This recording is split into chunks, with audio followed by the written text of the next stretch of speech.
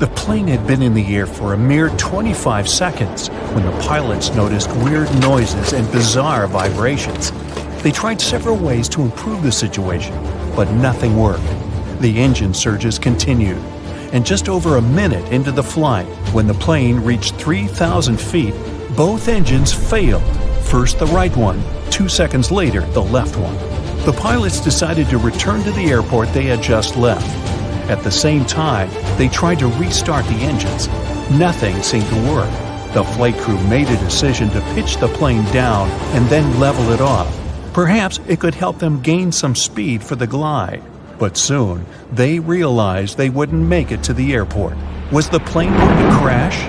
That's when the miracle at Gotrura occurred. The morning before the flight started as usual. Regular pre-flight procedures, good weather. The members of the flight crew were experienced pilots. A 44-year-old Danish captain with over 8,000 flight hours under his belt, and a 34-year-old first officer from Sweden with 3,000 hours. So, what could go wrong? The plane itself was almost brand new. It was a McDonnell Douglas MD-81 nicknamed Dana Viking. It made its first flight on March 16, 1991. By that fateful day, the aircraft had been in service for a mere 9 months. There were 122 passengers and 7 crew members on board. Flight 751 Scandinavian Airlines was a scheduled flight from Stockholm, Sweden to Warsaw, Poland. On the way, the plane was supposed to make a stop in Copenhagen, Denmark. The aircraft took off from Stockholm according to its schedule at 8:47 a.m. local time. But by that point, the people inside had already been doomed, all because of a terrible sequence of events before the departure. It started the night before. The plane arrived at Stockholm Airport after a flight from Zurich. It was 10:09 p.m. The aircraft spent the night at the gate outside. It was cold. The temperature dropped to 34 degrees Fahrenheit, just above freezing. What made the situation even worse was that almost 6,000 pounds of freezing cold fuel, chilled during the night, still remained in the tanks located in the wings. The fuel was so cold because the plane had been flying at the cruising altitude, where the air temperature outside the cabin varied from -61 to -80 degrees. The flight from Zurich lasted around 1 hour and 40 minutes. Soon after midnight, a flight technician came to check on the aircraft. The man had to remove some slush from the landing gear, otherwise he wouldn't be able to examine it. At around 2 a.m., when he was leaving, he noticed some ice covering the upper part of the wings. By the morning, the situation had become even dire. A layer of clear, almost invisible ice had formed on the tops of the wings. The plane had to leave the gate at around 8:30 a.m. An hour before the departure, the mechanic responsible for the plane noticed that some ice covered the underside of the wings. He decided to make sure there was no ice on the tops of the wings. He climbed a ladder and put one knee on the wing. Then he bent forward to touch the front part of the wing. There was no ice, just some slush. The mechanic decided to make sure everything was fine with the air inlet of one of the engines. He didn't find anything abnormal. Soon after that, the personnel used more than 220 gallons of de-icing fuel to remove ice from the plane. The mechanic consulted with the captain of the aircraft and ordered the staff to de-ice the underside of the wings as well. After all, he had seen some ice there. But no one thought to double-check if there was clear ice on the tops of the wings. After they had finished the procedure, the mechanic reported to the captain, "We're done here. De-icing finished. There was a lot of snow and ice, but everything's clear now." The captain thanked the mechanic and carried on with the pre-flight procedures. The plane taxied to the runway. Its engine's anti-ice systems were switched on and didn't show any malfunction. But several passengers later claimed they had seen ice sliding off the upper side of the wings while the plane had been taking off. And still, the plane left the ground and headed for Stockholm as usual. But shortly after the takeoff, several pieces of the overlooked ice broke off. At full speed, they slammed into the fans of the engines near the tail on both sides of the plane, ruining the blades. It led to a series of surges, and the rest is history. Meanwhile, somewhere in the cabin, Scandinavian Airlines flight captain Per Holmberg, who was on board as a passenger, noticed something was amiss. At first, he informed the flight attendant sitting in the rear jump seat that the right engine was surging. She tried to contact the flight crew, unsuccessfully. Then, the ununiformed captain rushed to the cockpit and asked if he could help the pilots. The first officer gave him the emergency checklist, and the captain asked him to start the auxiliary power unit, a small gas turbine in the tail of the plane. Holmberg's advice and help were invaluable, but was it enough to save the plane and the people inside? When the plane emerged from the cloud cover at an altitude of 890 feet, the pilots realized they wouldn't have enough time to make it back to the airport. An immediate emergency landing was unavoidable. The assisting captain passed the order to the cabin crew, and they started preparing the passengers. There was a large field to the north of the plane, but the captain realized they didn't have enough time to reach it. So he chose a much smaller field in a forested area in the direction of flight. It was not far from the village of Gotrura in Uppland, Sweden. The plane was just 1,300 feet above the ground when the assisting captain started extending the flaps. At a height of 183 feet, the captain reported to Stockholm Control, "We're crashing to the ground." 7 seconds later, the plane hit several trees and lost a huge chunk of its right wing. By that time, the landing gear had already been extended and the speed had decreased to 139 miles per hour. Moments later, the plane's tail struck the ground and broke off. The aircraft kept sliding across the field, still at high speed. It traveled 360 feet, with its main landing gear leaving marks on the field. At one point, the plane lost the main and nose landing gear. Its fuselage broke into 3 parts. Miraculously, there was no fire. If you look at the pictures from the crash site, the plane torn into pieces, with its parts scattered across the field, it's hard to believe that all 129 people on board the plane survived. It seems like a miracle, but it was also thanks to the flight attendants' quick reaction and the correct instructions they gave the passengers. They didn't panic and told the people to adopt the brace position just in time to avoid fatalities. Even more surprising, almost all passengers, except for 4 people, made their way out of the plane on their own. No wonder this accident was nicknamed the Miracle. The aircraft, though, wasn't as lucky. The 9-month-old plane was damaged so badly that it was an immediate write-off. Everyone praised the actions of the flight crew. The landing was incredibly skilled, especially in such a fast-developing, very dangerous situation.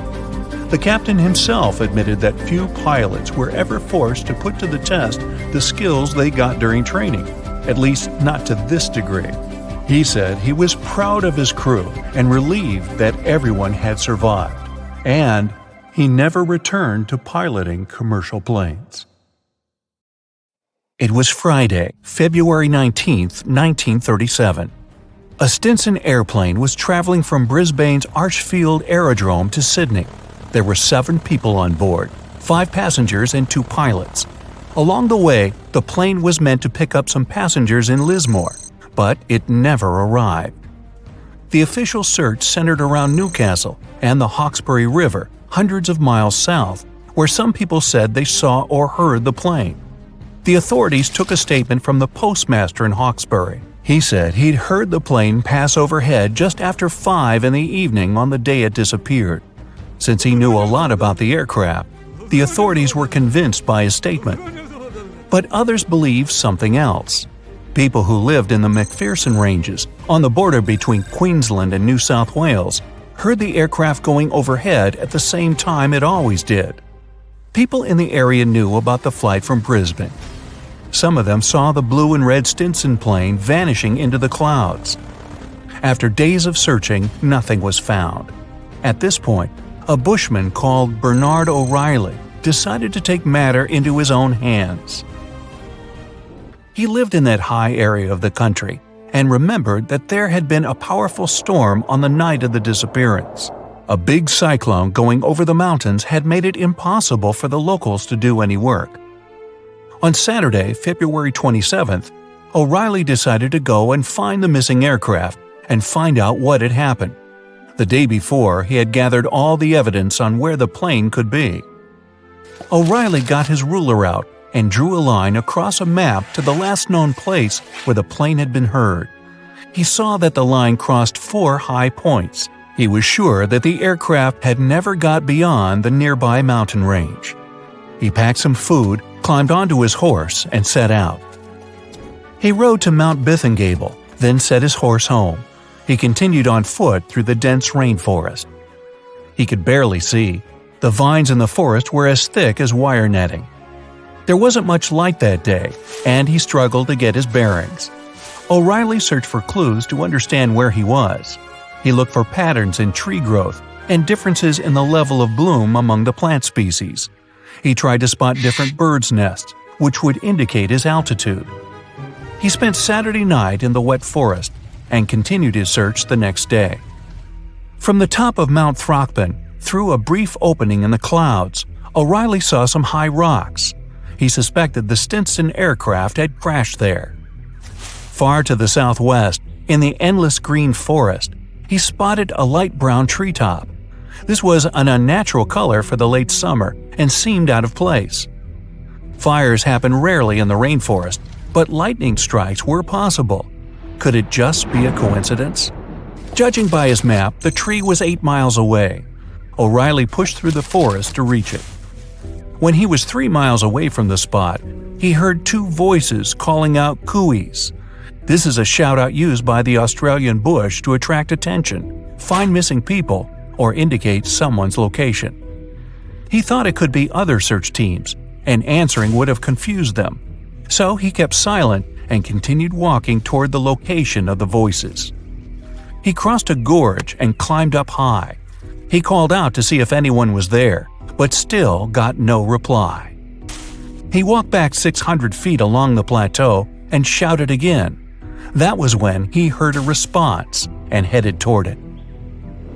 O'Reilly finally arrived and saw a big tree which had been cut down. The entire trunk of another tree was burned, and there was a mass of metal on the ground. Finally, he saw 2 men. The other 4 hadn't made it. The 2 he found were the passengers Joseph Binstead and James Proud. But as soon as he saw them, he couldn't talk. Judging by their condition, O'Reilly knew he had possibly arrived too late to save the 2 men. It was 4 p.m. on Sunday. By that time, the 2 men had been alone in the forest for 9 days. Proud couldn't move because he had injured his leg, and Binstead had been carrying water for both of them. They had only found berries to eat and had lost all hope until O'Reilly appeared. There wasn't much daylight left, and O'Reilly decided to head back using a different, shorter route to get help. He came across someone on the way. O'Reilly told them what had happened and asked to borrow their horse. He later used a utility truck to reach someone's farm and call for help. On the farm, he found the number of a Mr. Robinson from Airlines of Australia using the Brisbane phone directory. O'Reilly called him and explained things and asked if he could organize a rescue party for the 2 survivors. Robinson agreed. O'Reilly and the farmer put together 2 separate groups. The first party, led by O'Reilly, would go back to the site with a small team, including a doctor and some supplies. They gathered at 2:30 a.m. on Monday, left an hour before the sun came up, and arrived at the site by 11 in the morning. The group led by Mr. Buchanan, the farmer, included more than 100 people. They started work at dawn, clearing the path that led to the plateau where the 2 survivors were. The plan was to carry them down the track to safety. Both Binstead and Proud would have to spend 1 more night in the forest, but this time they would get a tent and medical care. When the sun rose on Tuesday morning, March 2nd, the journey down the plateau started. The group cleared a 14-mile path, and the survivors' condition was stabilized. 6 of the 7 passengers had now been found, except for 1. His name was Jim Westray, and he had helped the others get off the plane before it caught fire during the accident. That fire had lasted 15 minutes, but it was put out by heavy rain, which continued until 10 the next morning. On Saturday, at 6:30 a.m., before the rain stopped, Westray stood up and said he could see a farm with some sheep in the distance. The other two guys tried to discourage him from going and told him there was nothing out there. Westray said he would go there to get help, and within 30 seconds he was gone. When O'Reilly arrived, he was asked by the two survivors if he had seen Westray, but O'Reilly was sure he hadn't made it. He followed Westray's path to a 40-foot-high waterfall and confirmed his theory that he hadn't survived. The operation was successful, and the two survivors made it. The story made national headlines, and there were broadcasts about it on TV. O'Reilly was presented with a plaque and a check raised from the public. Years later, O'Reilly's nephew, Peter, organized tours showing his uncle's journey to the site. The airplane involved was a Beechcraft Bonanza single-engine aircraft. On board, pilot Bruce Gurnon had two passengers, his father and business partner. They took off from Andros Island in the Bahamas and headed northwest for the Florida coast. It was December 4, 1970. If you draw up a map, trace a line connecting the island of Bermuda, Puerto Rico, Miami, and back to Bermuda, what do you get? Yes, it's a triangle, a sinister polygon known for mysteriously swallowing over 2,000 ships and 200 aircraft over the centuries. Bruce Gurnon's plane was within its hungry grasp. But this was a typical flight Bruce had made dozens of times before. The trip usually took about an hour and a half, with no hiccups or mysterious phenomena whatsoever. The men were no more concerned than you would be during your daily commute to work. Oh, but this time would be different. They would face very unusual circumstances indeed. Bruce took off and started gaining altitude. Strange things started happening right from the get-go. At an altitude of about 1,000 feet, he noticed a small cloud up ahead. But it kept growing. Not from the plane getting closer, this thing was actually getting bigger in size. Bruce had to fly through it, and he came out the other end just fine.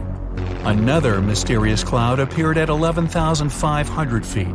This one was massive, and Bruce had no other choice but to fly through it too. So he concentrated, took a deep breath, and in they went. At that moment, it got dark as night all around the aircraft.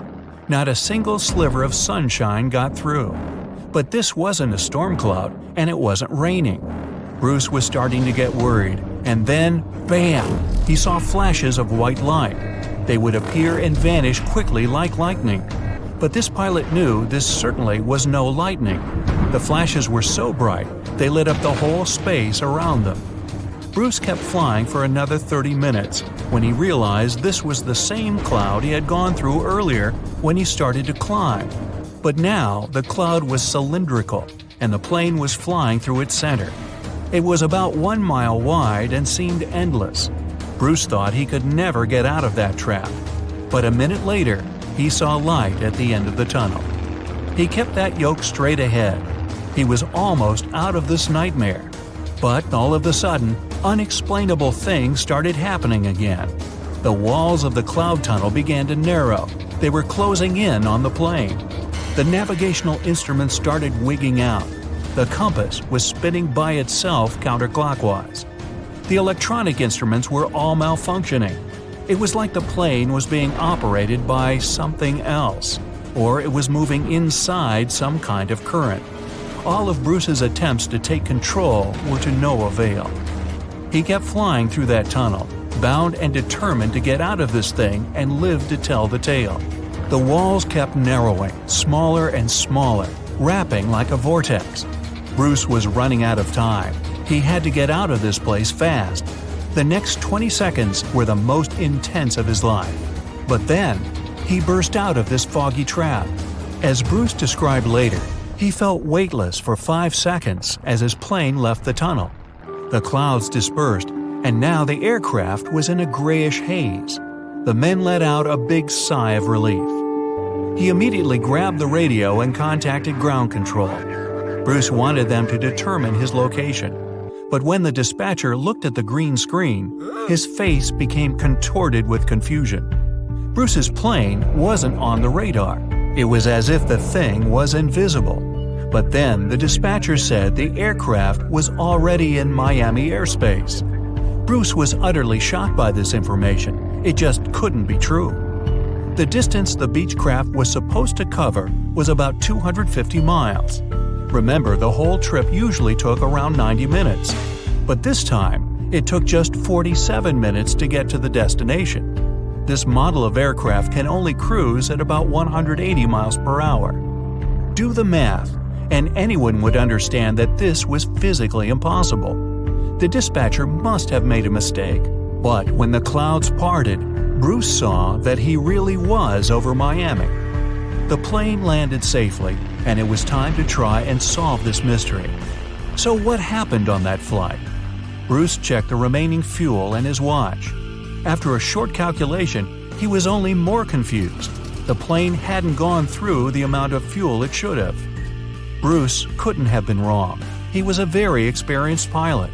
By his early 20s, he already had 600 hours of flight under his belt. And he was all too familiar with this airspace he'd flown countless times.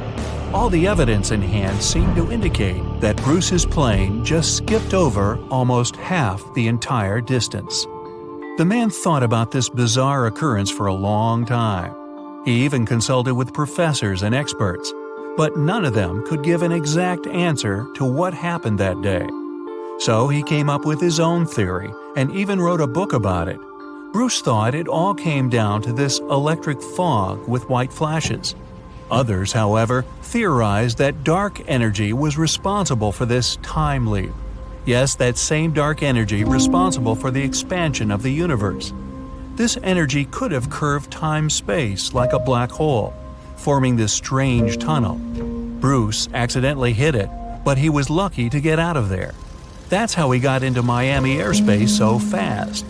But dark energy is just a theory attempting to explain the unexplainable. To this day, there is no real answer for how Bruce was able to travel that distance in such a short time.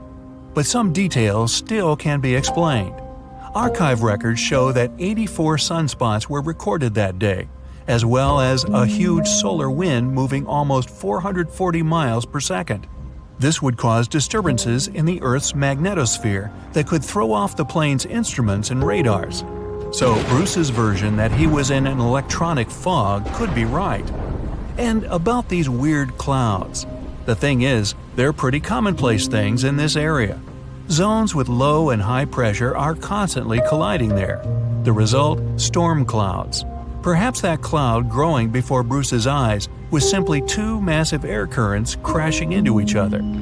But so far, no one has been able to explain how the plane got to Miami so fast. Well, maybe in the future the truth will be revealed. In the meantime, it remains another mysterious riddle of the Bermuda Triangle. But it's still by far not the most shocking incident there.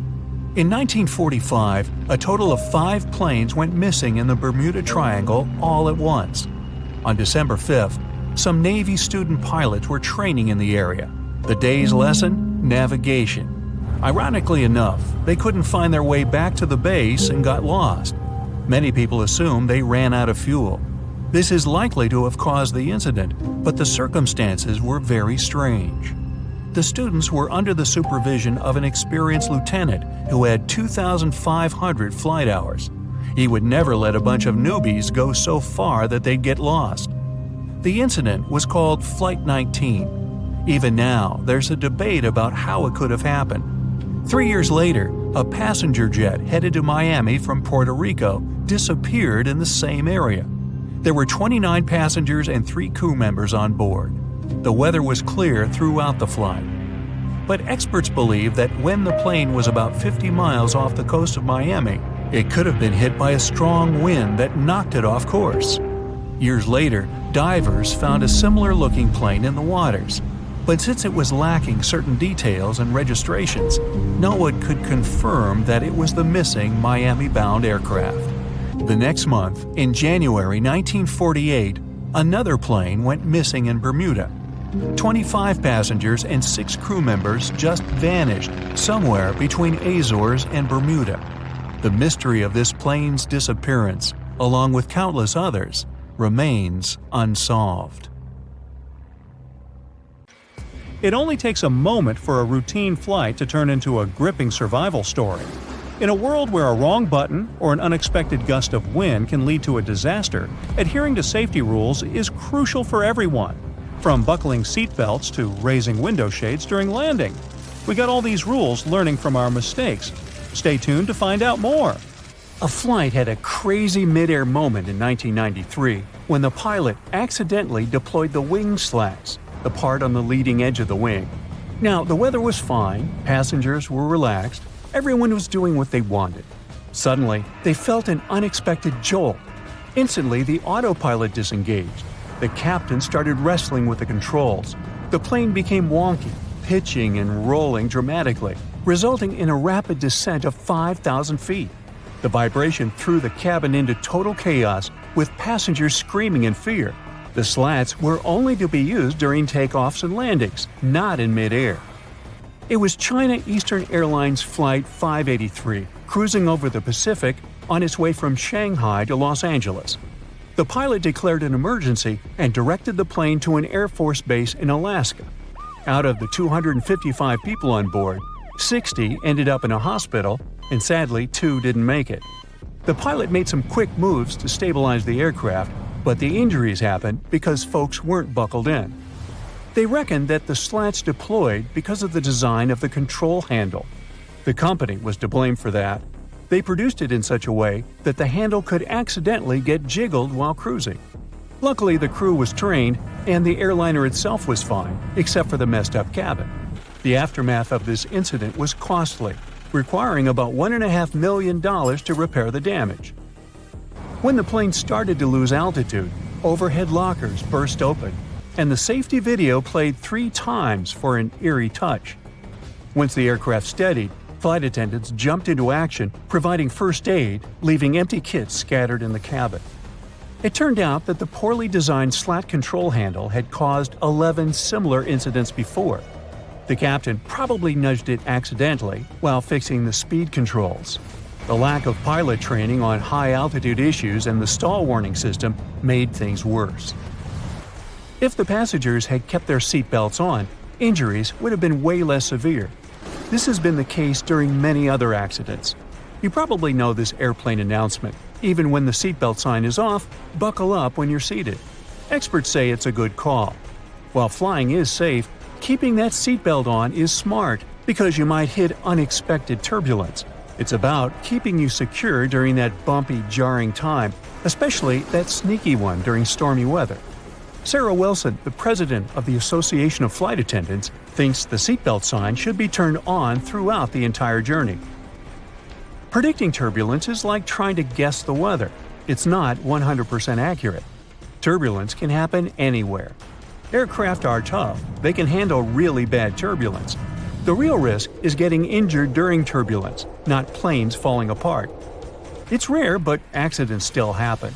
In a dramatic episode in 2016, a pilot pulled off a superhero move, saving 439 lives. He was getting ready for takeoff in Shanghai. All of a sudden, another plane showed up on the runway in front of him.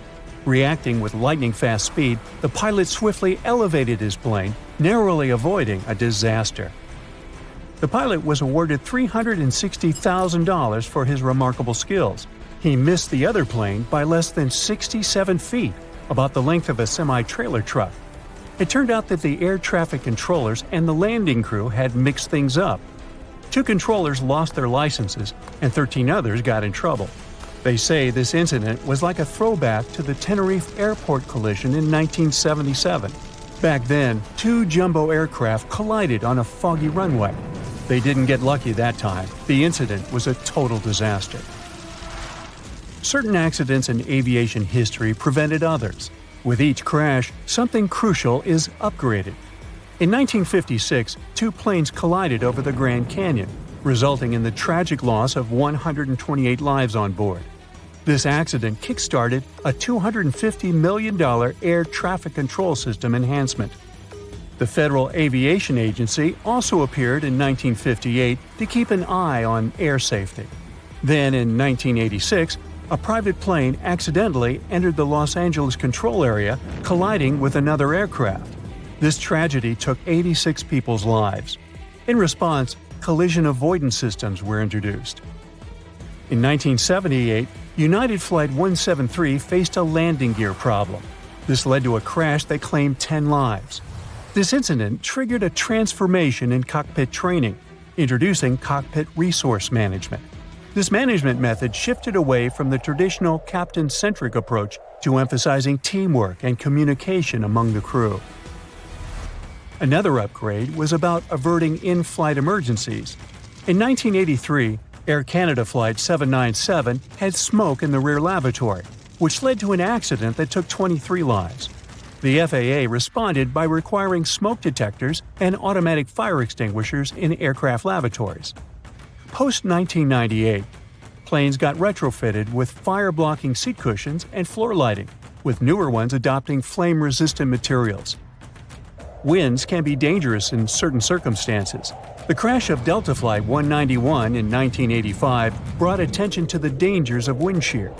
Research efforts by NASA and the FAA led to the development of forward-looking radar wind shear detectors. By the mid-90s, these became standard on airliners. The number of wind shear-related accidents has reduced significantly since then. In 1985, United Airlines Flight 232 faced a nightmare when the DC-10's engine failure left it virtually uncontrollable. Pilot Alfred Haynes landed the plane at a nearby airport, but the subsequent fire was terrifying. 185 passengers survived the catastrophe. The root cause of the incident was a crack in the fan disc, which occurred during the manufacturing of the titanium alloy. This incident prompted the FAA to modify the hydraulic system, implement redundant safety systems in future aircraft, and revolutionize engine inspection protocols. In 1988, a big chunk of an Aloha flight's fuselage ripped off in mid-flight. In an instant, the cabin was torn open, leaving the passengers exposed to the open sky. Despite the chaos, the pilots managed a safe landing, with only one fatality. The NTSB found that corrosion and fatigue damage, which had accumulated over 89,000 flight cycles, had caused this accident. The plane had been used for short-hop pressurized flights between the Hawaiian Islands. Shortly after, the agency initiated the National Aging Aircraft Research Program in 1991. This program tightened inspection and maintenance standards, especially for high-use and high-cycle planes. About 80% of mishaps happen in the first 3 minutes after takeoff or the last 8 minutes before landing. Keep your eyes peeled during these times, and your survival chances will go up. Now, don't let that freak you out. The odds of actually getting into a plane crash are like 1 in 11 million. That's the same possibility as being struck by lightning in a given year in the United States. Planes, on the other hand, often get struck by lightning, but they're built to handle it. Each plane probably gets zapped about once every year or every 3,000 hours it's up in the sky. But there hasn't been a lightning-related accident since 1967. Engineers have ensured that when a plane gets hit, the lightning just zips right through it and out, without really messing up anything inside. Let's delve into the fascinating mechanics of how planes stay airborne. The wings are important, but it's not just about them. There are 4 forces at play: lift, thrust, drag, and weight. The little tails on the ends of wings are called winglets, and they help reduce air swirls, making the aircraft slicker and faster. There's a reason why lights dim when a plane lands at night. It prepares everyone for a quick evacuation, helping the eyes adjust to the dark should the landing go awry. You're in a bright room filled with obstacles, and suddenly the lights go out and you're asked to dash for the exit. Tricky. Flight attendants also ask you to raise those window shades during landing. In case of an emergency, they want you to be able to see what's outside and figure out if one side of the plane is better for a quick escape. If you're wondering where the safest spot in an airliner is, it's in the back. According to research conducted by Popular Mechanics, spanning from 1971 to 2005, sitting in the back gives you a 40% better shot at making it through an accident. Almost as importantly, you're closer to the restrooms. Do you know the feeling when you've been trying to solve one mystery for your entire life? Nope? Well, Detective Anderson does. During almost 30 years of working for the police, He solved many riddles, caught hundreds of robbers, and helped save thousands of lives. There's a huge number of successfully solved cases on his record. At the age of 25, he caught a thief who changed his own face with plastic surgery once a year. When Anderson was 30, prisoners started breaking from jails all over the world. The detective successfully solved this case. At the age of 38, he discovered the secret base of a forbidden order in a volcano's mouth. By his 50s, he managed to explain all the most inexplicable things in the world. But there was something he couldn't solve. These were two mysteries from the 50s, cases of missing planes. All these years, Anderson has been scrolling through the details of this puzzle. Unfortunately, he was too young when this story began. All he had were guesses and notes. But today, a sudden thought struck him. For the first time in many years, he felt that he could finally solve this mystery. But to do this, he had to immerse himself in this story again. So he opened the closet and pulled out two old magazines with detailed articles about these incidents. The first one happened in the summer of 1955. July 1st, Pan Am Flight 914 was about to depart from New York Airport with 61 people on board.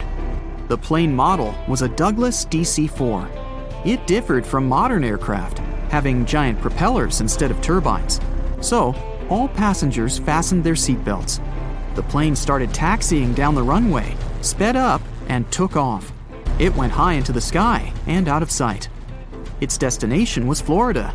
The flight time would be 3 hours. Dispatching services were watching the plane on their radar when suddenly, Pan Am 914 disappeared. The operator tried to contact the pilot, but received no response. New York reported this to Florida. They said they couldn't see the plane either. Usually, pilots notify via radio if a plane crashes or gets into a storm. But this time, just nothing. After several unsuccessful attempts to establish the connection, they deployed large-scale search operations. Communication with the plane was interrupted when it was flying over the Atlantic Ocean. Therefore, the air company had to admit the aircraft crashed into the water. But this version had no proof. When planes fall that way, rescuers find floating debris. Some parts of the cabin or luggage always get to the surface. This time, rescuers found nothing. The plane didn't transmit any distress signals and didn't leave any traces of the crash. It seemed like it just disappeared into thin air. People forgot about this disaster for 37 years. And then, something bizarre happened. 1992, Venezuela, Caracas Airport. The control tower received a signal about an unknown aircraft approaching them. It was weird because it wasn't supposed to be there. There were no flights scheduled for that time. The plane was landing. The dispatcher and the rest of the airport staff understood that something was wrong here. The plane looked old, with huge propellers instead of turbines. After landing, the pilot contacted the airport. Where are we? The dispatcher asked him to identify himself. A few seconds later, he received an answer. We are Pan Am Flight 914 departed from New York to Florida with a crew of 4 people and 57 passengers on board. The dispatcher didn't know what to do next. He and the airport staff understood what kind of plane they were looking at. What was this plane doing 37 years later and almost 1,240 miles away from its destination? After a few seconds, the startled dispatcher turned on the microphone and said, It is September 9th, 1992. You know that? A long pause followed. Then, the pilot responded in a panic. Oh no. Jimmy, where are we? No! Stay away! Let's go now! The airport staff saw the pilot waving his hands in horror through the glass. Then, he started the engines and took the plane to the runway. Pan Am 914 increased its speed and took off. The dispatcher tried to stop him, but the pilot didn't respond. The plane disappeared into the sky, and no one else had heard of it since that day. Detective Anderson finished reading the article. He frowned and looked out the window. Raindrops were hitting the glass. The storm outside perfectly depicted what was happening in his mind at that moment. He seemed to know what had happened to that plane. All the clues were there, lying right in front of his eyes. But to know for sure, Anderson had to move on to the next case. It was another article, dated 1989. It happened in 1954. Santiago Airlines Flight 513 took off from West Germany Airport. The plane was due to land in Brazil in 18 hours. There were 88 passengers and 4 crew members on board. The plane hid behind the clouds and disappeared from all radar. Air traffic controllers were trying to contact the pilots, but didn't receive a response. 18 hours later, they called the airport in Brazil. Those dispatchers couldn't confirm this plane's landing and couldn't contact the pilots either. The search operation lasted for several months, but they found nothing.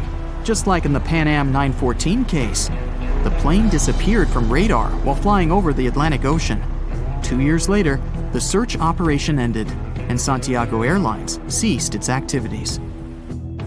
October 12, 1989. Airport controllers in Brazil noticed a passenger plane that suddenly appeared on their radar. It didn't answer the airport staff's questions and just circled over the airbase. After a few minutes, the plane landed and nothing. No one opened the ramp. Passengers didn't get out. Pilots didn't respond. The aircraft was in perfect condition. One of the dispatchers realized that this was the missing Santiago Airlines Flight 513 that had been considered lost for 35 years. Airport staff approached the plane and opened the doors. What they saw there terrified them. The police, customs staff, doctors, detectives, and other airport staff members gathered around the plane. No one knew what to do next. There was no living person on board who could tell the truth. The plane disappeared in 1954 and appeared 35 years later in perfect condition without any damage. So far, no one has figured out what happened. Detective Anderson noticed the stories were very similar. Pan Am 914 disappeared in 1955. Santiago Airlines 513 vanished in 1954. The difference was almost a year. Anderson scratched his head and noticed another little detail. Both planes went missing from the radar the moment they were flying over the Atlantic Ocean. There are many myths about phantom ships and mysterious phenomena connected with the Bermuda Triangle. Detective Anderson knew these tales, but these 2 missing planes puzzled him. He looked at 2 articles and understood everything. Exactly. The solution was there, right in front of his eyes. Both stories were written in the same newspaper. There was no real dispatcher who communicated with the planes. Nothing was known about the passengers. No newspapers except this one published news about these missing aircraft. It seemed they just took the same story and changed the dates, locations, and names of flights. Yes, the case was solved. It was all fake. The rain stopped. Detective Anderson looked out the window and heard the sound of a passing train. He remembered another weird and fake story. A story about a phantom train. It took place in Italy in 1911. 100 passengers boarded the train of the Zanetti Railway Company. It went through the picturesque mountainous area, got into a mountain tunnel, and disappeared. No one else had seen the train since then. All the passengers were lost, but not for long. They appeared in the past. There were records dated 1845. One unknown doctor from Mexico City wrote about 100 Italians who appeared in the city from nowhere. They were all dressed strangely and talked about one mysterious train. This was a completely made-up story. There was no proof or records about this train and the people who got into the past. A loud sound interrupted his thoughts.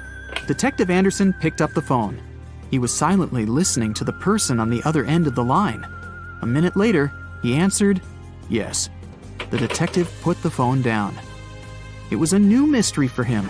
In the Sahara Desert, the locals noticed a huge ship lost in the South Pacific 27 years ago. There was no crew on board, no cargo, and no flags. No one knew how it appeared among the sand, but wet mud formed around it because of moisture. It seemed like the ship had just teleported there from the water. Perfect! No fakes this time. Detective Anderson put on his hat and left the office. But this story is for another video. Hey, look at this stunning futuristic interior. It's a long studio room with a low ceiling, white walls, and windows overlooking the forest. And there's also a large panoramic window in the corner. You can easily invite hundreds of guests here, and they will all be impressed. So what, would you like to buy or rent this spot? Oh, there's another minor nuance. This house is an airplane. Unfortunately, you can only fly somewhere on it if you invest a couple of $1 million for repairs, but it's possible to live here. A resident of Oregon, Bruce Campbell, created this place. He turned a giant Boeing 727 into his home, where he spends about 6 months every year. Bruce installed 2 bathrooms and a shower, made a kitchen, and equipped this place with electricity. It has everything you need for a comfortable stay. But the most incredible thing is that you can create precisely the same house. To understand how to do this, let's look at Bruce's story. As a teenager, he was watching TV when he saw a report of an aircraft boneyard.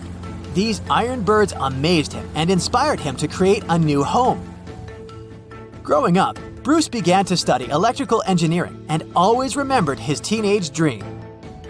In the 70s, he bought 10 acres of land in the woods near the town of Hillsboro, Oregon. This area is approximately equal to 8 football fields. After that, he began to look for a plane. In 1999, he hired a rescue company to help him find a Boeing. Soon, they found a 200-seat passenger aircraft in Greece. Since the plane was already out of order and no one would fly it, Bruce bought it for little money. It was just $100,000. The amount is small, considering that a new Boeing costs about $100 million. Airport staff removed the engine and fuel from the plane, disassembled it, and sent it to Oregon. After the logistics problems were solved and the plane ended up in the woods, Bruce began to turn it into a house. The repair work lasted several years. When everything was ready, the media found out about Bruce and made him a celebrity. He showed that even such gigantic things as an airplane could be recycled. Bruce invites anyone to his house to show that airplanes can be used for cheap housing. The advantages of such a house are that the airplane's outer layer can protect from cold, moisture, wind, and sun. Every year in the US, several hundred aircraft break down. People transport them to the aircraft boneyard, where these planes are waiting for repairs or turning into scrap metal. And many of them are in good condition. Another unusual house is located in Tokyo, Japan. It's definitely not your choice if you go to relax alone or think that home is a place where no one can bother you. Welcome to the transparent house. It looks pretty stylish.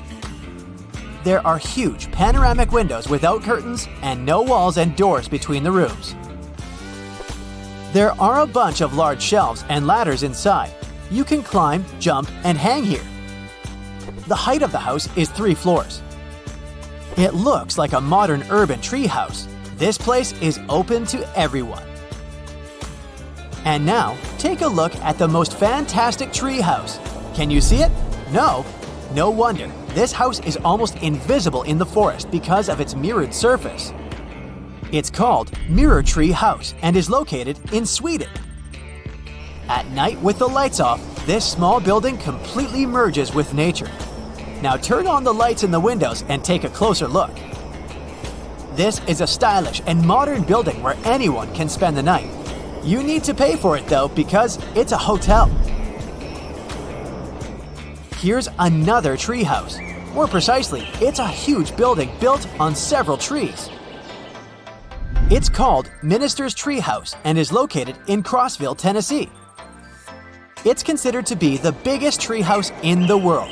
It's built from recycled wood. It occupies almost 5 floors in height and has several rooms. If elves lived in the forest, then this house would be their bank or the administration of the woods. Let's get down from the trees to the ground, more precisely, under the ground. It's not even a house, but a small town. And every building here is pretty unusual. You won't see this town from the outside. All houses, cafes, post offices, and other buildings are located in the pits from which pipes protrude, releasing steam. Welcome to Coober Pedy, Australia. Enter any house and see that there is ground instead of the usual walls and wallpaper. Such unusual architecture is because this place is the world's largest reserve of opal. Most of these minerals, which are sold all over the world, are mined in this city. Opal was first found in these lands in 1915. Since then, people have been coming here to search for precious stones. There are no mining companies here because it's impossible to determine large deposits of opal with the help of technology. Therefore, people mine it manually with picks and shovels. This work is quite long and difficult. So, the town residents rent a place where they dig and build a house. Spread your arms in different directions. That's the width of our next house. The distance from one wall to the other is less than the length of your body. It looks tiny, but people are happy to live here. Welcome to the Current House. The narrowest house in the world is located in Poland. On the streets of Warsaw, you will easily notice it. It's like it's stuck between two buildings. Everything is pretty cute and stylish inside. The white interior adds a feeling of extra space. The Current House serves as a transit point for travel writers. If you're working on a book, this place will be a great source of inspiration for you. This house looks like something from another planet. It's called Robert Bruno's Steel House. It stands on 4 legs, has a strangely shaped window, and is made of metal. This strange house is located in Ransom Canyon, Texas. This is the creation of the sculptor Robert Bruno. He built it from the 70s until 2008. He used about 150 tons of blackened steel and made every detail by hand. Unfortunately, the sculptor passed away before he could complete his masterpiece. There's a toilet house in South Korea, close to Seoul. This big building looks like a giant toilet bowl. It's made of steel, white concrete, and glass. The purpose of this house is to promote the hygiene and sanitation of toilets. Many diseases are spread because of poor cleaning. Inside the toilet, you will find 2 guest rooms, 2 bedrooms, and 3 bathrooms. And to rent the whole building, you need to pay about $50,000. Looking at this house in one of the alleys of London, it may seem to you that the building is about to fall apart. The house was built in the 16th century and originally didn't look like this. But in 1687, the city council ordered the demolition of the building to free space for something else. The house was almost destroyed, but its owner sued the city council. He won the case and the council was obliged to restore the house. But they did it in a hurry, using cheap materials. For many years, the wood has been bending and the house has got such an unusual shape. Let's end our realtor's journey with this fun house. People who love skateboarding will be delighted to visit this place. Welcome to Skateboard House Malibu, California. You don't leave your home to start riding. The whole house has a circular curved shape and there's no corners in it. There are beds and tables here, which you can also use for tricks. An engine explodes during takeoff. The water injection system is switched off, and communication is lost. Now, this doomed plane faces the imminent threat of crashing into Athens or a hill. Will the captain be able to defy all odds and save over 400 lives on board? Stay tuned. It's 2 in the afternoon. A Boeing 747 starts rolling down the runway, picking up speed. Just as Captain Sifis Migadis lifts the nose of the aircraft, he's surprised by a loud bang. He has no idea what's just happened, but he's left with no options. The fully loaded plane is moving too fast to stop on the short runway space still left. The airplane begins its risky takeoff, and it's now heading straight for downtown Athens, which is absolutely crowded on a hot summer evening in August 9th, 1978. After the loud explosion, a flight attendant in the back takes the intercom and warns the crew about the catastrophic failure of engine number 3 located on the right side of the airplane. The flight attendant says, "I think we're screwed." And here's an honest, "Yeah, I know." The original plan of the Olympic Airways Flight 411 was a direct shot from Athens to New York. But now, this massive 370-ton jumbo jet simply doesn't have enough power to keep going up. The stress is through the roof. The flight is fully loaded with 18 crew members and 400 passengers, who are mostly US citizens returning from their Greek summer vacation. Little do they know that the pilot still has to face 4 major problems in a 93-second period to ensure everyone stays alive. The first issue has to do with water injection. You see, this Boeing has 4 engines. Engine number 3 has just exploded, and engine number 2 is operating with reduced power after maintenance.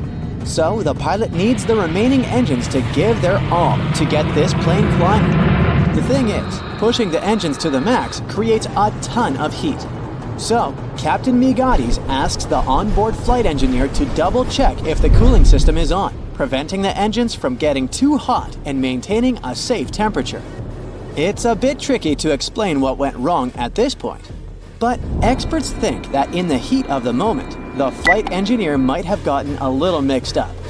Instead of ensuring the water injection is on, he does the opposite and switches the system off just 9 seconds after takeoff. This mistake further reduces the power in the engines, limiting the plane's ability to climb by causing a loss of 4,500 pounds of thrust. So now, the plane finds itself in a seriously bad situation, barely cruising over the rooftops at below minimum speed. The second issue with this doomed aircraft involves the landing gear. The 55-year-old pilot had already had over 30 years of experience when he was assigned to command this flight. So he decides to make a bold move by telling his co-pilot to pull up the wheels at 35 feet above the runway. This move isn't just risky, it's straight up against Boeing rules in situations like this. Pilots usually have to wait until the aircraft gains a bit more altitude to pull up the wheels, because popping those landing gear doors open for 15 seconds adds more resistance against the plane's forward motion. In other words, it basically slows the plane down, and that's why the co-pilot hesitates for a second before agreeing to break the rule. Against all odds, the 411 flight stays in the air, but the problems are far from over. This leads us to the third issue. The plane is getting dangerously close to hitting one of the oldest capital cities in the world, Athens. The flight started from Ellinikon International Airport. This was the main airport for the Greek capital for decades, and it was known as one of the trickiest and riskiest airports in the world. Picture this: 2 short runways, side by side, squeezed between the Aegean Sea and large mountains. Even though there were 2 runways, they mostly used just one, the one pointing planes straight at the center of Athens. Because of that, pilots had to make an immediate left turn right after takeoff, changing the flight path over the sea. Now you might be wondering, why doesn't Migades just turn left already? Well, the speed of the 747 is way lower than it should be at this point. If he makes a turn, the plane might descend even more, upping the chances of crashing right into the city. So, the captain decides to keep climbing, following a straight path while he's figuring out Plan B. Do you remember that the airport is surrounded by mountains? Well, this is problem number 4.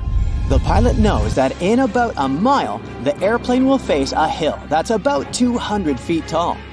As Migades watches Pawnee Hill getting closer and closer, he decides to give up a few knots of airspeed to gain the altitude he desperately needs to fly over the hill. Migades feels relief when he sees that his risky plan has worked. The airplane flies over the hill with only 9 feet to spare. Yet, the relief fades quickly. He still needs to come up with an emergency landing plan. Imagine the cockpit eerily silent. They don't have contact with the tower anymore. While the 2 pilots are doing everything they can to keep Flight 411 from crashing, the flight engineer is still focused on fixing the problems with the engines. The terrain gets lower after the plane flies over Pawnee Hill. So, the captain decides to lower the nose of the plane to trade a bit of altitude for speed. But nothing happens. In fact, the airplane's speed just keeps dropping, and they're barely exceeding an altitude of 200 feet. The plane is so low that it's even taking down some television antennas. It's around the height of a 14-story building named the Inter-American Tower. The airplane gets so close to that building that some flight attendants can actually see people's faces inside. A happy ending seems unreal as the plane is approaching a catastrophic collision with Mount Aigaleo, which is over 1,500 feet high. But suddenly, the engines kick in with more power and the plane starts picking up speed. Some specialists believe the acceleration was due to the combination of three things. The wind shifted, the temperature outside dropped, and the water injection system kicked back in. And the good news is that with more power in the engines, the pilot successfully gains altitude. By 2:05, Migatis managed to turn left, avoiding a collision with Mount Aigaleo. The plane is heading towards the ocean. It keeps flying for over 30 minutes to dump fuel. The idea is to make the aircraft lighter before landing, as it's loaded with 160 tons of fuel needed for the transatlantic flight. After that, the captain brings the aircraft back to the same runway from which they took off, and they land safely at Alinicon Airport. Everyone on board is safe, not a scratch on them, all thanks to this pilot who bravely broke the rules to save his crew and passengers. Now, picture the wild applause on the ground, and Migatis' daughters eagerly waiting for their father as he exits the plane. And it's no small feat, this pilot did the unthinkable. To put it in perspective, every Boeing simulation of this same flight ended in a crash. Migatis' impressive achievement led Olympic Airways to modify some of its procedures, and Boeing began to include a review of this case in its training curriculum. Now, you might be thinking that Migatis was traumatized after this accident and never wanted to board an aircraft again. But nope. Remember, we're talking about a real hero. At 6 p.m. on that same day, Migatis took his seat in the cockpit of a replacement Boeing 747 and flew 400 passengers over the Atlantic to New York. As for the aircraft, it stuck around with Olympic Airways for a couple of years until it joined Trans World Airlines in 1985. This 747 Boeing's career ended in 1997 after 24 years of service.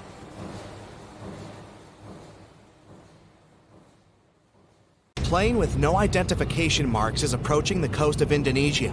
It's not the most peaceful of times, and the flight operator is alarmed. Two fighter jets take to the sky, about to take down the unidentified plane. It's all about to end in a disaster, when the fighters notice one strange detail.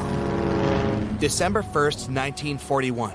Captain of a Boeing 314, Robert Ford and his team are preparing for one of the longest flights on one of the biggest planes in the world. The Boeing 314 Clipper California is a high-capacity seaplane.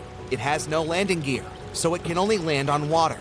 Its length is 100 feet, and its wingspan is 150 feet. This is more than a 6-story building, and on board this plane, there is a restaurant, resting areas, and even a room with a bed.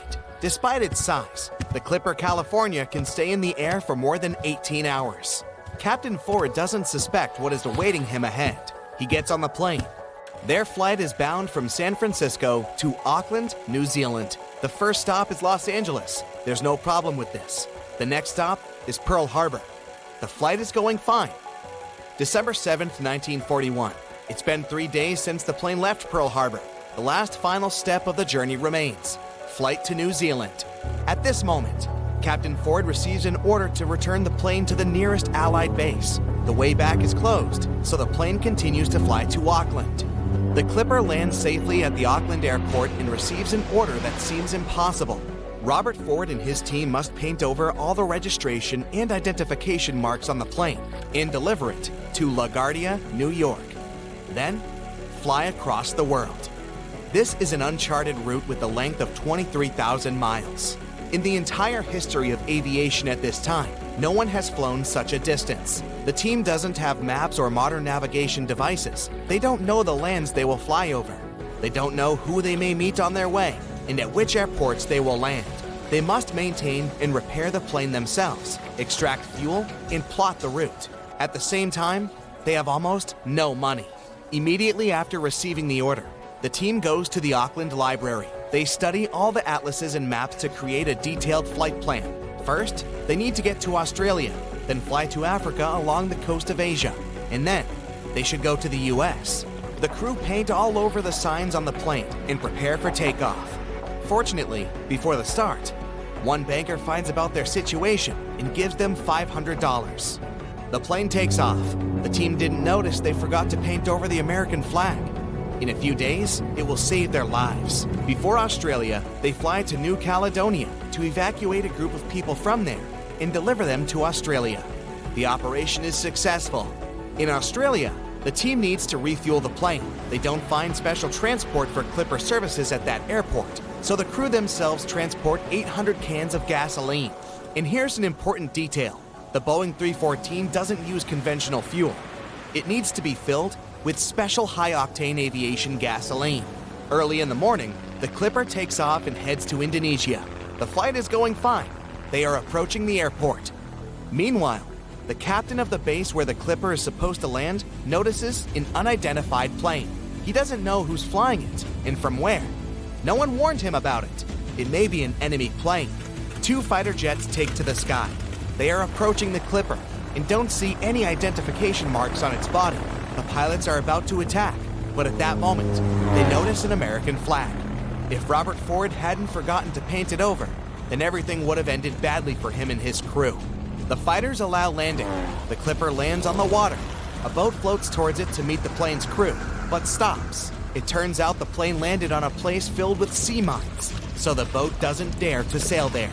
The Clipper approaches the port and miraculously avoids contact with mines. Robert Ford and the crew of the plane are well met. They are going too quickly to rest and hit the road. But then, a big problem surfaces. The plane is running out of fuel, and at that naval base, there is only ordinary automobile gas. Nobody knows if the plane engine is going to go with it. It may burn out or stop working altogether, but there's no choice. They fill the tanks with ordinary fuel. Captain decides to take off using the remnants of aviation fuel, and during the flight, they switch to tanks with ordinary gasoline. When this happens, the plane's engine begins to clap and rattle, but after a while, it calms down. The flight continues. For 19 hours, they fly on dangerous fuel. Their next stop is Ceylon. The sky is covered with clouds. The pilot doesn't see the coast in the airport, so he decides to lower the plane below the clouds. They fly at an altitude of 300 feet above the surface of the sea and notice a huge whale ahead. The plane flies closer, and it turns out it's not a whale. It's an enemy ship. The Clipper begins to gain altitude to hide back into the clouds. Finally, they are again surrounded by a white veil. The booms and blasts are heard behind and below the plane. The Clipper's flying with zero visibility for 60 minutes. Finally, the clouds are clearing and they see the port of Ceylon. The team makes a short stopover and proceeds with its journey. As soon as the plane takes off, one of the engines explodes. Fortunately, they didn't have time to fly far from the port, so they successfully landed the plane on the water and repaired the engine. The Clipper continues its mission. Now, Robert Ford's team flies mainly over land. This is very risky, since the aircraft doesn't have landing gear and it can't safely land on solid ground. Finally, they get to the Congo. The team has a great time here, gains strength, rests, and most importantly, gets high-octane aviation gasoline. Things are going great, but there's another ordeal ahead. Now, the aviators will have to make the longest flight in their journey. Their next stop is a port town in Brazil, and the distance to it is 3,500 miles across the ocean. The maximum flight distance of the Boeing is 3,700 miles. Any deviation from the course or a strong headwind can easily prevent the aircraft from reaching the port. Worried, the crew refill the tank and load additional fuel onto the plane. They leave the Congo, taking off along the narrow river. At this moment, the pilot notices the river ends a few miles away with a waterfall. The plane must urgently gain altitude, but it can't. The large amount of additional fuel bears the Clipper down. The waterfall is getting closer. In the last seconds, the plane manages to rise to the desired height. But even after the waterfall, Boeing still doesn't get high enough. It hovers right above the rocky coastal cliffs. A slight inclination can lead to a crash. Fortunately, they managed to pass unharmed. The plane rises to the perfect height. During the flight from the Congo to Brazil, the crew broke a new record. It's 23 hours and 35 minutes in the air. The tired crew make a long-awaited landing in the city of Natal. However, the rest doesn't last long. 2 hours later, they take to the air and head to the next stop, an airbase in Panama. January 6, 1942, 5:54 a.m. The already legendary Boeing 314 is approaching LaGuardia, New York. The team can't wait to finish their journey. They contact the dispatch, and he tells them they can't land the plane only after 7 a.m., since the air terminal starts working at this time. For an hour, Robert Ford and his crew are circling in the air.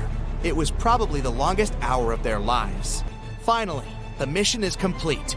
The Boeing 314 becomes the first passenger plane to make an almost around-the-world trip. This long flight lasted more than a month. This plane spent 209 hours or 8 days in the air.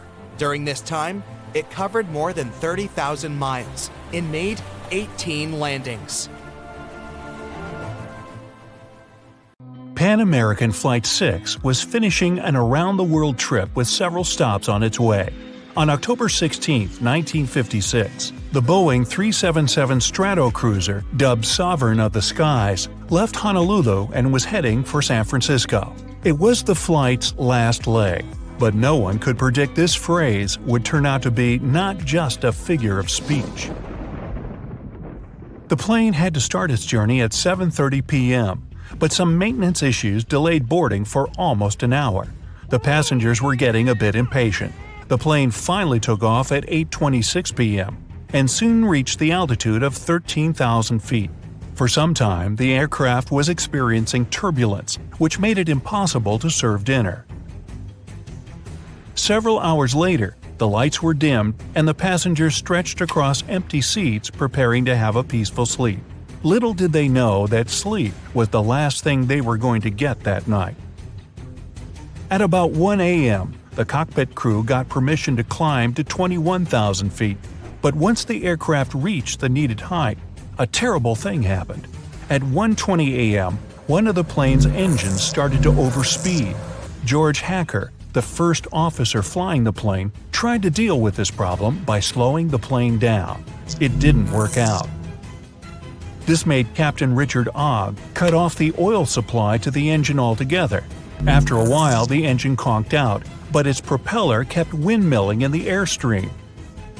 It caused the aircraft to start losing precious fuel and seriously slowed down its speed. The plane was moving far too slowly now, just 174 miles per hour. It was also losing altitude at an alarming pace, at the rate of 1,000 feet per minute. The three remaining engines were struggling, trying to decrease the breakneck speed of the descent. At least, they were still functioning. It made the pilots feel somewhat hopeful. But all of a sudden, the captain noticed that the fourth engine started to fail. It was producing just a bit of power, even though it was working at full throttle. At 2:45 a.m., the unavoidable happened. The fourth engine started to backfire, and the pilots had to shut it down. Now the plane had only 2 working engines and was moving more and more slowly. The crew calculated how much fuel the aircraft was consuming, and a heavy silence filled the cockpit.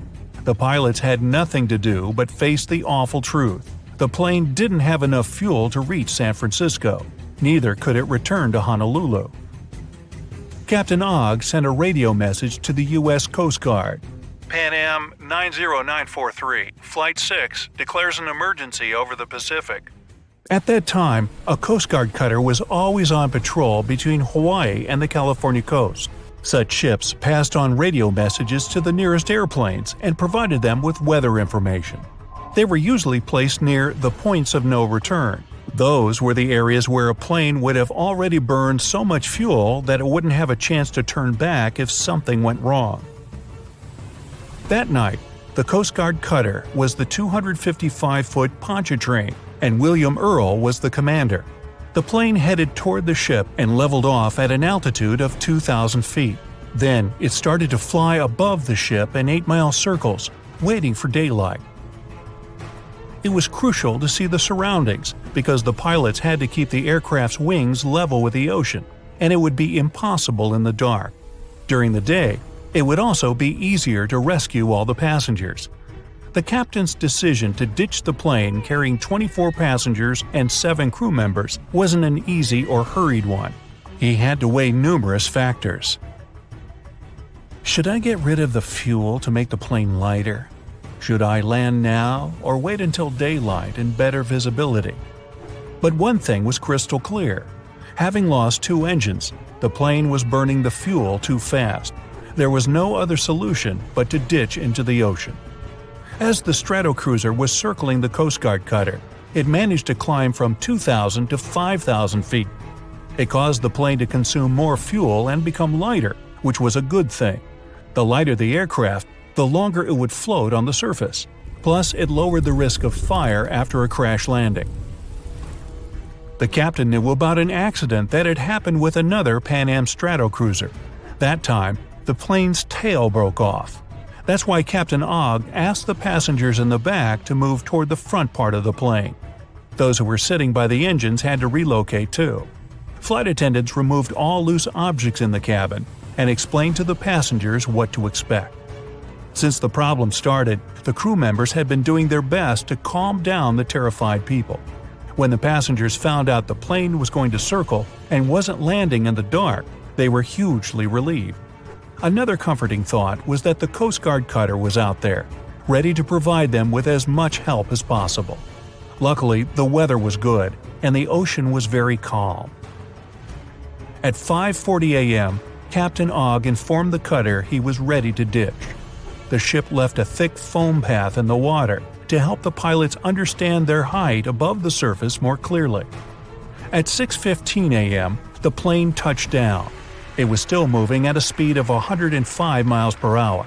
It had already traveled several hundred feet along the surface and started to slow down when the worst possible thing happened. One of the wings hit a wave, the aircraft rotated nearly 180 degrees, and its tail broke off. After that, in a matter of seconds, the plane's nose went under the water. One of those who had been on board the plane said later that all he could see at that terrifying moment was water. It seemed to be everywhere. But after less than a minute, it started to recede. The front of the plane resurfaced. People on the Pontchartrain were staring at the disaster unfolding in front of their eyes, feeling numb. They were devastated.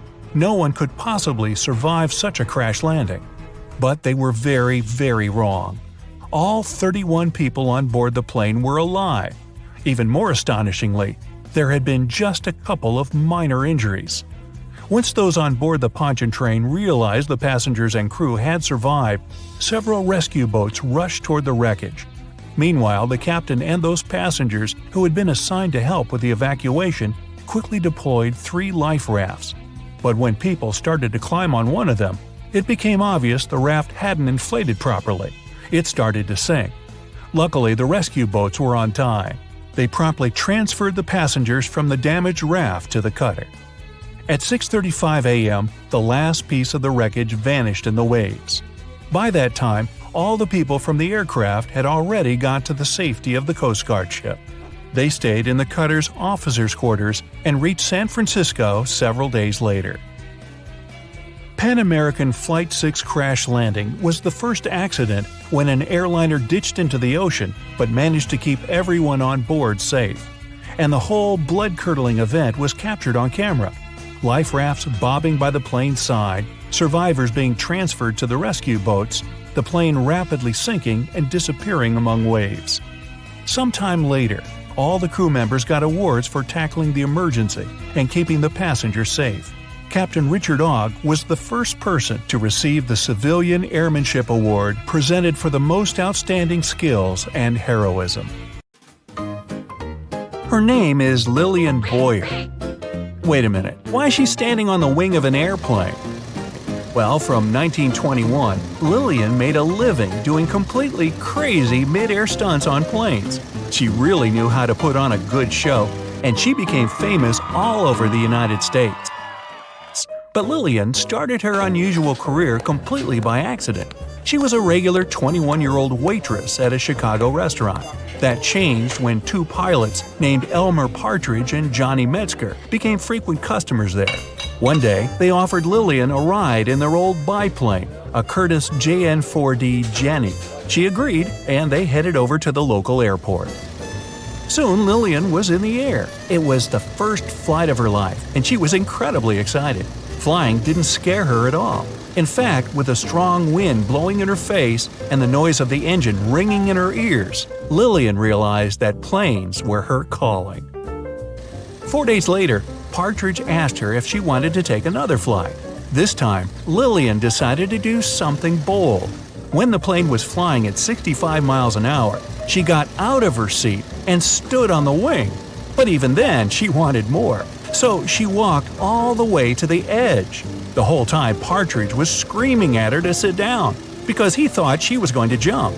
She could barely hear his voice because of the engine noise. But Lillian wasn't scared at all. She actually enjoyed it. When the pilot saw what she could do, he introduced her to Billy Brock. He worked at the Chattanooga airport and was looking for someone who could do tricks on the wing of a plane. They shook hands and soon got started on Lillian's training. Lillian quit her restaurant job and started training full-time. For 5 months, she practiced doing stunts in a barn at Chattanooga. She used a model plane which had soft mattresses placed underneath it for safety. She did gymnastics with an instructor, as well as running and other sports, and she changed her eating habits. Soon, she was ready for a real flight. And she proved she was the best. Lillian was the first female stunt person to perform tricks like hanging from a plane using one hand or hanging by her knees or ankles. Her bravery amazed people, and she quickly became very popular. She and Brock started doing air shows at various fairs and festivals, and she turned into a real star. When they came to town, the crowd always recognized them. There was always a car waiting for Lillian, and she had a lot of passionate fans. Lillian was the only woman at the time who could perform one very risky stunt. She would get out of the cockpit holding a thin wire, which had a mouthpiece at the end of it. She would do a few tricks on the edge of the wing and then hang under the plane holding on by only her teeth. The spectators couldn't see the wire from hundreds of feet below, so it looked both pretty shocking and amazing. The crowd would erupt into screams when Lillian performed this trick. Then Brock would lower a special ladder and she'd grab it and go back to her seat. But there were also accidents. These reminded Lillian and Brock that they were engaged in a very dangerous business and that they had to be as careful as possible. During one of their shows in 1924, they planned to do an unusual trick. Brock was going to do a loop while Lillian was standing on the biplane's top wings. The idea was for her to slip her feet into some straps, and the centrifugal force of the loop would help Lillian keep her balance. But during the actual trip, something went wrong and the strap broke. Lillian smashed really hard into the wing, but she still managed to climb back into her seat. She was injured, but she kept on doing her shows. When she was performing in Trenton, New Jersey, in October 1925, Lillian had another 3 accidents during some parachute jumps. On the first day of the show, the wind took her away from her landing spot and she fell onto the seat of a Ferris wheel. Some of the audience thought it was just another crazy stunt, but it was actually a very dangerous situation. Luckily, the Ferris wheel operator realized that Lillian was in trouble and stopped the ride. The second time, she couldn't control her chute and struck the roof of the grandstand. She hit it hard and got stuck there, and people had to look for a ladder to help Lillian down. On the third day of her show, Lillian's parachute almost landed on a tent, so she pulled on the shrouds as hard as she could to change direction. But this made the parachute turn inside out, and Lillian fell about 50 feet straight into the ground. She suffered a lot of injuries and had to be hospitalized, but she was treated very well. She was in the hospital for 2 months, and all of her bills were paid by an anonymous person. Lillian thought it was probably the president of the fair. He liked her. In fact, since she was a star, a lot of men admired her. But she didn't risk her life for money or fame. Lillian did all this for herself. Brock got almost all the money from their performances, and that was her decision. They usually perform for 2 or 3 days straight, or even a whole week. They were paid $1,000 to $1,200 for one performance, but Lillian only got $100. As she said herself, that was a decent amount of money, and it was enough for her. So Brock ran the business, maintained the plane, and hired mechanics and crew. But their show was called Lillian Boyer's Flying Circus, and there was a reason for that. Brock was in love with Lillian. Constantly working together made the two of them close. It didn't work out though. Lillian told him that there wouldn't be anything between them. But he still cared about her, and Lillian really appreciated him for that. She trusted her pilot with her life, and she admired his skill. In fact, she said he was the best pilot she ever knew. Before every flight, he double-checked all the systems, wires, and mechanisms. He would tell her where to go, and Lillian would listen to him. And it was Brock who came up with most of the tricks. There was total trust between them, and they worked as one. After Brock passed away, Lillian kept doing stunts with another pilot, but she couldn't trust him like she had trusted Brock. One of her signature tricks was switching from a car to a plane, but she never did it with the new pilot.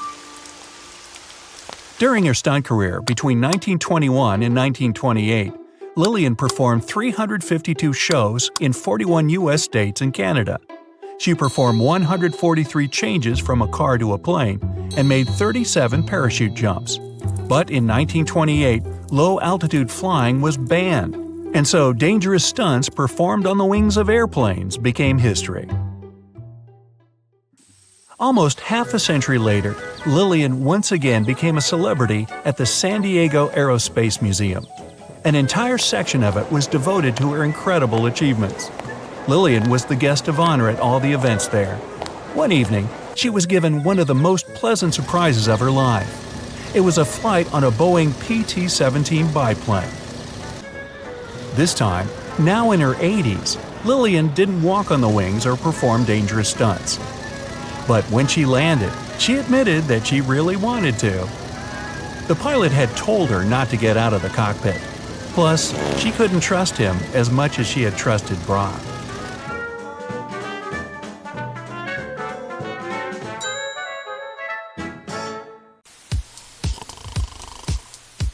Have you ever watched an action-packed Hollywood film where an airplane gets a hole in its side and everyone starts freaking out? Stuff starts flying all over the place and people are barely staying in their seats. Well, in real life, a small hole in the plane's body isn't going to cause that much drama. However, I have an incredible story to tell you about a pilot who actually managed to land a plane with half of its roof missing. Can you believe it? Make sure your seatbelt is fastened because this one is going to be a wild ride. On April 28, 1988, a Boeing 737 owned by Aloha Airlines took off from Hilo International Airport en route to Honolulu. Before this flight, the plane had already flown 3 short trips from Honolulu to Hilo, Maui, and Kauai. Everything was chill that day, and the weather was nice and calm. It looked like smooth sailing all the way. The captain of the flight was Robert Schornsteimer, and the co-pilot was Madeline Tompkins, both experienced pilots with thousands of flight hours in the Boeing 737. Bright and early that morning, before taking off from Honolulu, Madeline did the regular pre-flight inspection and said that everything was good to go. At 11 a.m., they took off from Honolulu and went to Maui, then Hilo. When they got to Hilo, they didn't leave the cockpit or check the plane from the outside. It wasn't a requirement, so why bother? At 1:25 p.m., the plane took off for the final leg of the round trip, with 95 people on board. 89 passengers, 2 pilots, 3 flight attendants, and an FAA traffic controller who sat in the observer seat in the cockpit. The plane had taken off like normal and reached its cruising altitude of 24,000 feet without any hiccups. But then, 26 miles from Kahului, things went totally haywire. The pilots heard a loud whooshing sound, followed by a crack, and then a rush of wind that was so loud it was deafening. Turns out, a small section of the roof on the left side had come loose, causing the plane to decompress explosively. And to make matters even worse, the decompression caused a chain reaction that led to a huge chunk of the plane's roof ripping off completely. That missing part was a massive 18.5 feet long and was part of the skin that covered the plane from the cockpit all the way back to the forewing area. The pilots didn't have a clue what was going on when the disaster struck. The first officer, who was the one in charge of the plane at that time, suddenly felt her head snap back, and then she saw a bunch of gray insulation and debris flying around the cockpit like it was a tornado. Meanwhile, the captain took a look around and was shocked to see that the cockpit door was nowhere to be seen, and instead of the first-class ceiling, he was staring straight up at the sky. The plane started to tilt from side to side, making it challenging to keep it under control. The crew in the cockpit quickly put on their oxygen masks, and the captain took over control of the plane. He then initiated an emergency descent towards the nearest airport on Maui Island. Luckily, all the passengers were seated, and most of them had their seatbelts fastened since the seatbelt sign was still on. Unfortunately, the 3 flight attendants were caught off guard. One of them was near the hole and was pulled out of the plane. The other 2 were thrown to the floor, with one of them hitting her head hard and losing consciousness. The third attendant tried to help the passengers and keep them calm. At the same time, the pilots were desperately trying to let air traffic control know that they were in trouble. But there were communication problems even between themselves due to the loud noise and the fact that they were wearing oxygen masks. They had to resort to hand signals to understand each other. Moreover, they were unsure whether their messages were being heard by ATC. The plane's controls were not responding properly, which made the captain's job of flying the plane even harder. The first officer was doing her best to assist the captain and communicate with the tower. It was only after the plane descended to an altitude of 14,000 feet that the controller finally received their distress call and immediately started making arrangements for an emergency landing. The control tower wasn't prepared for a situation like this, though. In fact, the tower had to call 911, just like any other regular person would do in case of an emergency. The problem was that the controller didn't understand the severity of the situation, and they didn't realize that the passengers and crew members would need medical help. This was because the crew had only reported a rapid decompression and hadn't explained the entire situation in detail. The plane was in a very bad mess, but the captain was doing everything he could to safely land the plane. As they descended towards the airport, the captain commanded the first officer to lower the landing gear, but the indicator light didn't turn on. The plane also had an issue with the left engine, which failed as they approached the runway. Despite these problems, the captain used the reverse thrust of the working engine to try and land the plane. It was a difficult and dangerous task, but they managed to land the plane safely on the runway. The passengers and crew members were then evacuated from the plane. It was a miracle that everyone survived. However, 65 people were injured. They had been hit by debris and pieces of the plane's body that were flying around. Unfortunately, the ground staff wasn't aware of the severity of the situation and didn't have enough resources to provide immediate medical assistance to the injured passengers. The first ambulance arrived 7 minutes after the plane landed, which wasn't an ideal scenario. Furthermore, there were only 2 ambulances on the entire island, which couldn't accommodate all the injured people. As a result, tour vans were used to transport the passengers to the hospital. Fortunately, 2 drivers who were former paramedics provided immediate first aid to the injured right on the runway. Meanwhile, the airport mechanics and office staff took the vans to the hospital, which was located 3 miles away. Despite the chaotic and stressful circumstances, only 8 people suffered severe injuries, but they all later made a full recovery. The plane was in really bad shape though, and it was no wonder it couldn't handle the stress of the decompression incident. Despite its age not being a problem, it had experienced a whole lot of takeoffs and landings, which took a toll on its integrity. The salty and humid environment it operated in only added to the damage.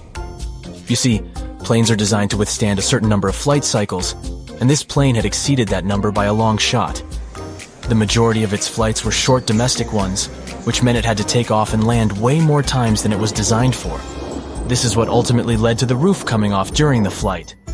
The poor condition of the plane meant that it was beyond repair and had to be dismantled right there at the airport. What's interesting is that in an interview after the accident, one passenger recalled that she had noticed a crack in the plane's fuselage while she was boarding. She didn't tell the flight crew about it because she didn't think it was worth it, so they didn't know to check it. It's important to remember that these types of accidents are very rare nowadays. Major airlines and airports take numerous steps to ensure safety. And according to Harvard University, the chances of being in an airplane accident are about 1 in 1.2 million. That's a tiny percentage, and I don't know about you, but I find that very comforting. And even if something did happen, such as the roof of the plane coming off, it's reassuring to know that the pilots are trained to handle emergencies and can still land the plane safely.